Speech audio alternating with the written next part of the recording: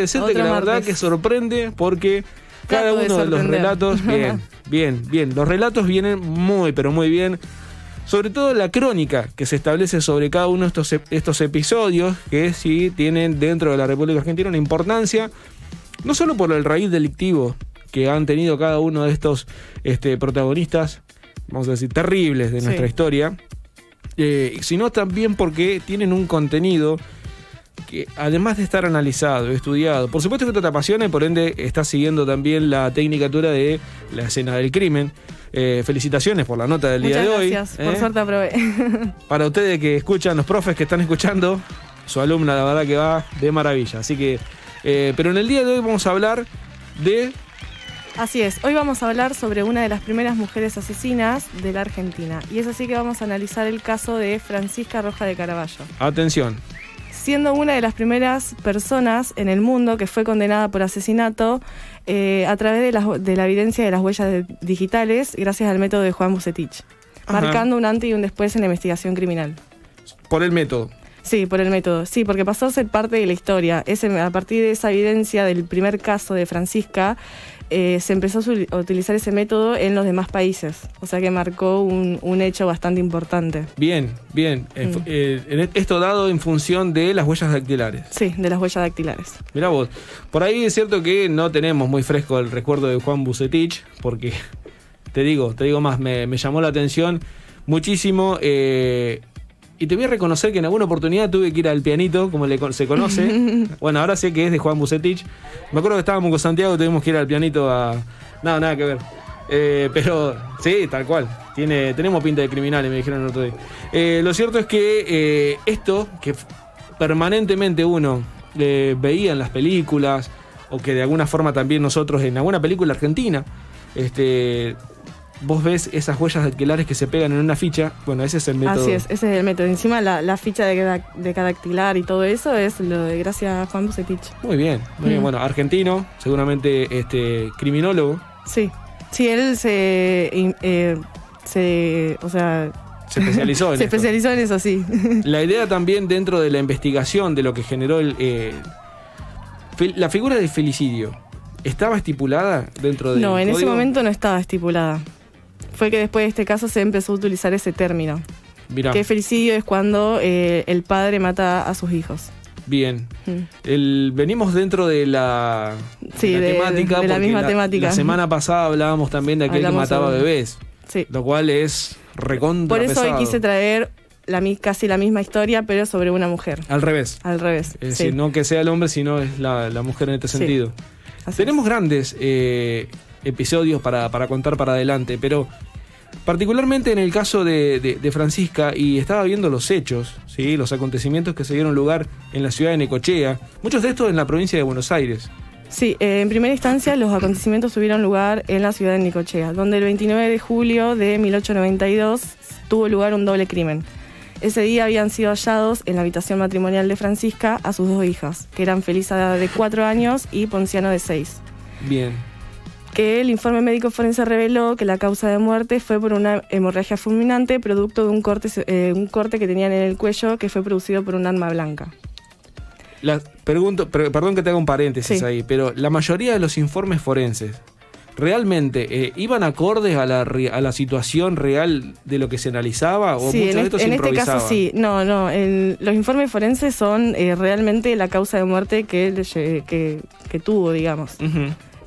Porque viste que se da la situación de que veníamos hablando ya en episodios anteriores, que daba cuenta de que algunos, vamos a decir, es cierto que no toda la estructura que analizaba los crímenes dentro del esquema policial o científico policial... Sí, entraba en lo correcto. Claro, era como que era tirar un poco la moneda. Sí, pero era más un error de las investigaciones que se hacían. Que del trabajo que realizaban los peritos, como el médico forense. Bien, y se fue perfeccionando con el tiempo a tal grado de poder dar con precisión cuál era el modus operandi de un crimen. Sí, hoy en día eso es fundamental. Ya no existe el crimen perfecto. No. Me acuerdo que te lo he preguntado en otras oportunidades. Sí, que no existe el crimen perfecto, son los malos investigadores. Son los malos Así investigadores. Bueno. Cuando la policía toma la declaración de Francisca... Sí, bueno, a ella se la había encontrado tirada abajo de la cama con un corte superficial en el cuello y en estado de inconsciencia. Ahí la recibió asistencia médica y una vez que estaba a salvo, señaló como culpable a su vecino Ramón Velázquez, que incluso había sido el que la había encontrado junto con el padre de los niños. Ajá. Y por eso es que se da esta situación de alguna manera como que estaban un poco desorientados, nada hacía pensar que era Francisca la homicida. Por eso mismo, sí, aparte en ese momento, ¿quién iba a pensar que una madre se iba a producir ella misma el corte para hacer pasar que fue otra persona? En ese momento era algo ilógico pensarlo. La tenía bien pensada, si se quiere, por ese lado. La realidad es que, bueno, obviamente, como bien mencionabas vos, cuando el jefe de la policía decide intervenir... Decide llamar a un inspector para que intervenga en el caso. Y ahí es cuando se dan cuenta que la habitación donde sucedió el crimen estaba cerrada, que también le llamaba la atención que un hombre de campo utilizara un cuchillo ajeno de cocina y no el que siempre llevaba. Bien. Que eso también era, bueno, para ustedes que nos escuchan del otro lado de la radio, muchos de los procesos y también vamos a decir, personas ligadas al ámbito rural tienen su propio facón, su propio cuchillo con el cual, bueno, antes era el arma, si se quiere, bueno, después se fue a considerar un arma blanca, pero ciertamente era lo primero que uno tenía, el primer accesorio con el que se manejaba todo el tiempo. Con el que se manejaba cotidianamente, ¿entendés? Entonces era muy difícil creer que en ese entonces un hombre de campo utilizara otro cuchillo. Sí, llama la atención. Bueno, y cuando le realizan la declaración a Francisca, decía que era porque él la cortejaba y que esa misma mañana del crimen él había ingresado a su casa y había intentado abusar sexualmente de ella. Y que después la había atacado junto con sus 2 hijos. Pero el caso, bueno, ahí es cuando la policía decía que el caso parecía cerrado. Pero Velázquez seguía declarando en su inocencia e incluso se lo había sometido a varios interrogatorios donde fue torturado hasta con el cadáver de los niños. Y siempre se mantuvo en la misma posición. Siempre contaba el mismo relato. Se mantuvo en la misma posición de que él no había sido el que había cometido el crimen. Se tenía ciertamente el prejuicio sobre que la persona, en este caso el masculino, era el potencial autor de cualquier crimen que estuviera dando vuelta. Digamos, sí, más en ese momento. No se pensaba en la imagen o en el imaginario popular de que fuese la mujer quien cometiese un crimen. Sí, y bueno, después le volvieron a tomar la declaración a Francisca y notaron que hubo una contradicción en los hechos que había dicho. Resulta que ahora había dicho que primero los había golpeado con una pala, pero cuando el médico forense la revisó no tenía ningún signo de lesión por la pala, digamos. Mira. Sí. La pregunta que me surge de este tipo de episodios es, vale decir un poco también, nunca intervenimos dentro del ámbito judicial. Y por aquel entonces creo que ligarlo también a la justicia, a este hecho puntual, por eso surge la figura de filicidio. La figura de filicidio es una figura jurídica, al margen del escenario policial que se realizó sobre la escena, pero bien vale el relato de decir cómo se inició y en función de qué. Ahora, mi pregunta es, más allá del episodio, si uno hace un paralelismo con lo que está sucediendo hoy, y por nombrarte un ejemplo concreto. Sí, a ver. Muchos vimos la película de Relatos Salvajes. Sí. No hay un felicidio dentro de la película de Relatos Salvajes, claramente, pero sí es cierto que se toma el relato de las mujeres asesinas, ¿sí? Te digo más, hay uno, que es el episodio en el restaurante, donde una de las mujeres termina, ultima a uno de los protagonistas de una escena violenta. Bueno, ese está copiado de un crimen de Argentina. Ah, mira. Por eso es que me llama la atención dentro de la figura, sí. Porque en realidad después cuando uno, vamos a decir, la crónica en sí de la película, hay periodistas que... siempre tiene una investigación antes y se basan en algún caso o en algo, sí, eso siempre pasa. Y sí está tomado, creo, no estoy seguro si es por la figura de felicidio, pero sí tiene que ver con que había un grado de parentesco allí en la persona que termina siendo ultimada. Ah, sí. Por eso se cuenta como relato salvaje, porque queda en el ideario popular. Lo mismo sucede con Florencia, porque recién... Francisca, porque recién me mencionabas que no se tiene fecha de muerte. No se sabe en qué circunstancias. No se sabe en qué circunstancias murió, es así. Eso también es un poco... Es algo peculiar que llama la atención de por qué no hay un dato de cómo murió, en qué circunstancia o en qué año incluso. Bueno, por esta misma situación que cuento, digo, al no tener, se la acusa formalmente, se la formaliza dentro de esa figura. Pero bueno, ella fue condenada a una pena indeterminada y después de eso no se supo nada más. Se le perdió el rastro. Se le perdió el rastro. Se la tragó la tierra, literalmente. Y no hay ningún registro que lleve de cómo murió. Es llamativo. Sí, es llamativo esa parte. Porque ya existía el método en el cual se seguía sus huellas, se tenía ciertamente un registro de por dónde podía andar, se tenía también la certeza que ya en ese momento era como otra época, entonces era como algo más liberal uno hacer lo que quería en ese momento.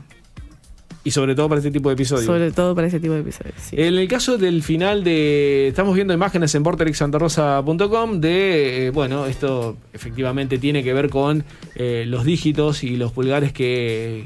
Sí, ese fue el acta que se llevó. De Francisca. Sí. Allí están sus huellas dactilares. Bien por estas imágenes. Es como que completito la investigación de Sol. Francisca Rojas de Caravalo. Ahí figuraba como solo Francisca Rojas. Sí, como solo Francisca Rojas.